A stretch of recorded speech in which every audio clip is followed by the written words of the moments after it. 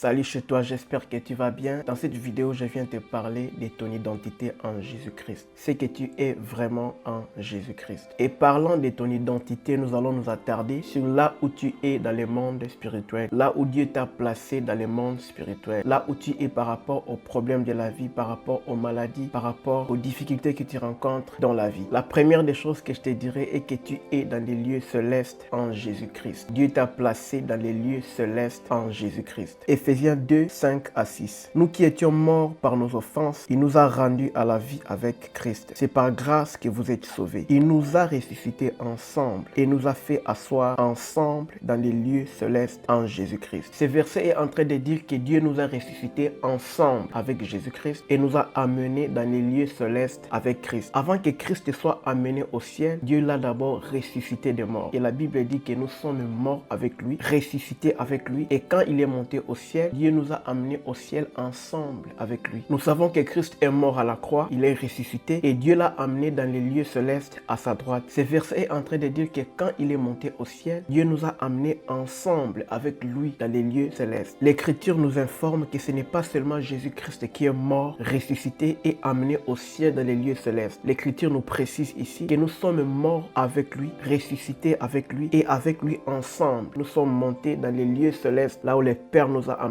ensemble avec Jésus-Christ. Il est dit, il nous a ressuscités ensemble et nous a fait asseoir ensemble dans les lieux célestes en Jésus-Christ. De la même manière que Dieu nous a ressuscités ensemble avec Jésus-Christ, aussi de la même manière, il nous amène dans les lieux célestes avec Jésus-Christ. Si on est mort ensemble avec lui, si on est ressuscité ensemble avec Jésus-Christ, à quoi bon qu'il soit amené au ciel sans nous? Et la Bible est en train de nous dire que nous sommes montés avec lui dans les lieux célestes en Jésus-Christ. Dans les lieux célestes, donc c'est là où nous dominons sur les maladies, c'est là où tu domines sur les problèmes de la vie, c'est là où tu domines sur tout ce qui se lève contre toi. Et voyons encore cet exemple pour mieux comprendre les lieux célestes, les avantages d'être dans les lieux célestes en Jésus-Christ. Nous allons voir l'histoire d'un homme très puissant qui voulait maudire le peuple d'Israël. Et il était incapable de le faire parce que les peuples d'Israël étaient dans les lieux célestes. Ils n'étaient pas dans le monde ordinaire où ils pouvaient être maudits directement. Mais ils étaient dans un lieu céleste là où Dieu les avait cachés et il était impossible qu'ils soient maudits parce qu'ils étaient dans les lieux célestes là où Dieu t'a amené avec Jésus-Christ. Suivons un peu l'histoire. Nombre 23, 9. Je les vois au sommet des rochers, je les contemple du haut des collines. C'est un peuple qui a sa demeure à part et qui ne fait point partie des nations. L'enchantement ne peut rien contre Jacob, ni la divination contre Israël. Là, c'est l'homme qui devrait maudire le peuple d'Israël qui était en train de parler. Il a essayé de maudire le peuple d'Israël, mais il était incapable de le faire. Écoutez ce qu'il disait en parlant du peuple d'Israël. Je les vois du sommet des rochers, je les contemple du haut des collines. C'est un peuple qui a sa demeure à part et qui ne fait point partie des nations. L'enchantement ne peut rien contre Jacob, ni la divination contre Israël. Il dit qu'il n'y a pas moyen de maudire le peuple d'Israël. L'enchantement ne peut rien contre lui. Pourquoi? Parce qu'il est dans les lieux célestes. Il n'est pas dans le monde normal. Il dit ceci, c'est un peuple qui a sa demeure à part. Il ne fait pas partie des nations. C'est comme toi, tu ne fais pas partie des nations. Tu es dans les lieux célestes. On pouvait te voir dans le monde ensemble avec les humains, mais en esprit, ceux qui veulent t'attaquer, ceux qui veulent te faire du mal, ils te trouvent dans les lieux célestes. Ils disent que ta demeure est à part et il est impossible que tu sois atteint. Par là, nous comprenons qu'il y a un monde où la sorcellerie n'a pas d'impact. Il y a un monde où l'enchantement n'a pas d'impact. Il y a un monde où l'envoûtement ne peut rien faire contre toi. C'est le monde de Jésus-Christ. C'est les lieux célestes en Jésus-Christ, là où tu es, là où Dieu t'a amené avec Jésus-Christ. Comme le monde des ténèbres ne peut rien contre Jésus-Christ, toi aussi, il ne peut rien contre toi. Colossiens 1,12 en parle encore. Rendez grâce au Père qui vous a rendu capable d'avoir part à l'héritage des saints dans la lumière, qui nous a délivrés de la puissance des ténèbres et nous a transportés dans le monde du Fils de son amour. Il a encore précisé dans ce verset que Dieu nous a amenés dans le royaume du Fils de son amour. Ce n'est pas le monde où nous nous voyons en train de vivre. Ce n'est pas le monde où nous nous voyons en vie. Mais c'est un monde spirituel où seulement les hommes qui sont en esprit pouvaient voir. Et comme ceux qui t'attaquent, ceux qui veulent te détruire les fonds en esprit, ils ne peuvent rien contre toi. Ils te trouvent que tu es dans les lieux célestes. Mais encore quelque chose à préciser dans ce verset très important, c'est que tu n'es pas seulement dans les lieux célestes, mais étant dans les lieux célestes, tu es aussi en Jésus-Christ. Il y a une grande différence entre être dans les lieux célestes et se retrouver aussi en Jésus-Christ. Les anges sont au ciel, mais ils ne sont pas en Jésus-Christ. Les 24 vieillards sont au ciel, mais ils ne sont pas en Jésus-Christ. Et la Bible précise précise que tu as été amené dans les lieux célestes en Jésus-Christ. Donc là où Jésus-Christ est assis, tu es assis avec lui. C'est sur quoi il marche, toi aussi tu marches. C'est que lui, il a détruit, toi aussi tu détruis. C'est qui ne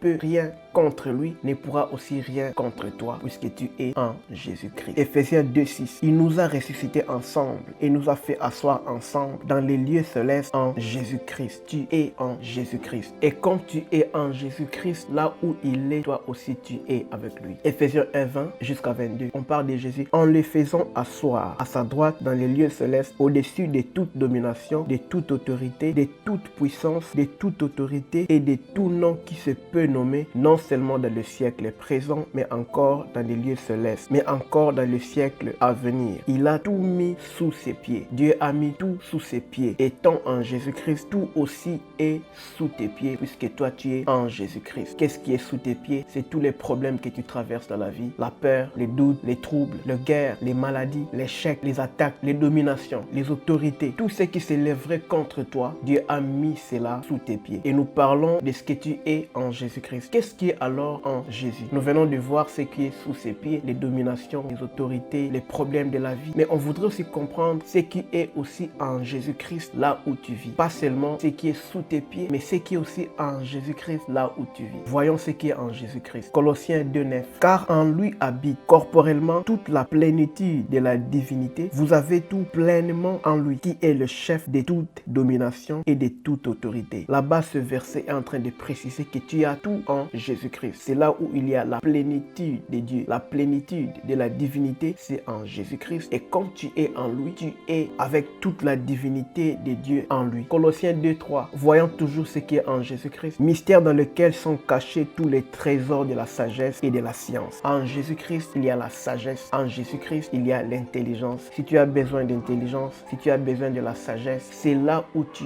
es qu'elle se trouve en Jésus-Christ. Tout cela se trouve en Jésus-Christ, là où tu es. Colossiens 1:12-19. Toujours parlant de Jésus, en qui nous avons la rédemption, la rémission des péchés. Il est l'image du Dieu invisible, le premier-né de toute la création. Car en lui ont été créées toutes les choses qui sont dans les cieux et sur la terre, les visibles et les invisibles. Trône, dignité, domination, autorité. Tout a été créé par lui et pour lui. Il est avant toute chose et toute chose subsiste en lui. Il est la tête du corps de l'Église. Il est le commencement, le premier-né d'entre les morts, afin d'être en tout le premier, car Dieu a voulu que toute plénitude habitât en lui. Pour rappel, Dieu t'a amené avec Jésus-Christ dans les lieux célestes. Et tu n'es pas seulement amené dans les lieux célestes, mais étant aussi dans les lieux célestes, tu es en Jésus-Christ. C'est que Jésus domine, toi aussi tu domines. Ce qui est sous ses pieds se trouve aussi sous tes pieds. Et étant en Jésus-Christ, tu as la sagesse, tu as l'intelligence, tu as tout ce qui est en lui avec toi. C'était le message de ces moments. Que Dieu te bénisse.